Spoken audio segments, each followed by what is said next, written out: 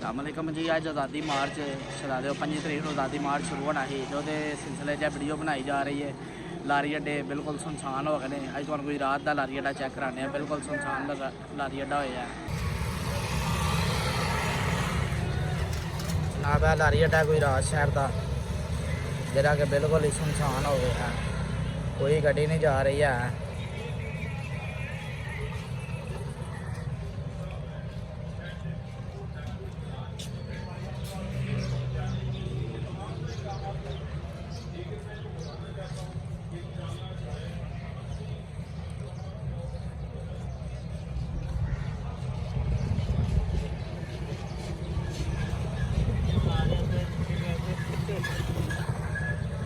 लारी अड्डा बिल्कुल जरा उजड़ गया है।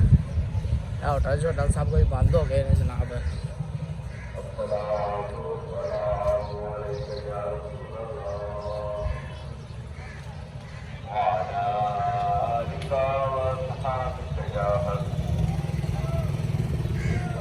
छांबला स्टैंड है, समाज छांबला या नाल जंगल है।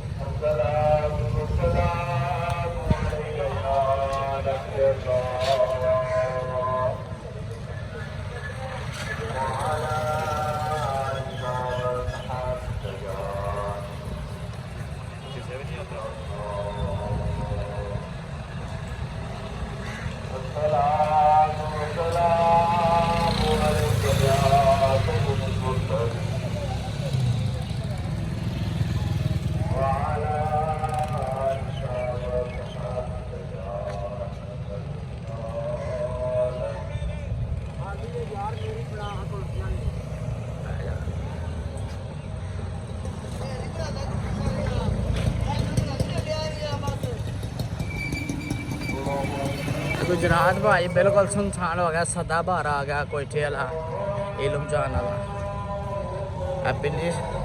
पिंडी स्टैंड बिल्कुल खाली तबाह बर्बाद है। देखो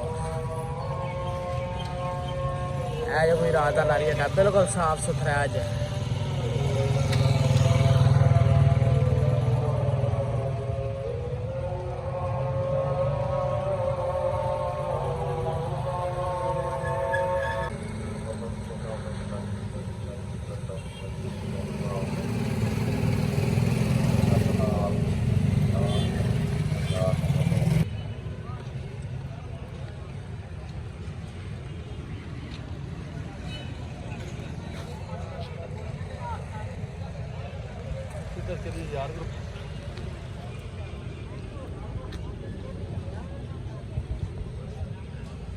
वो कबाब खा भी हेलो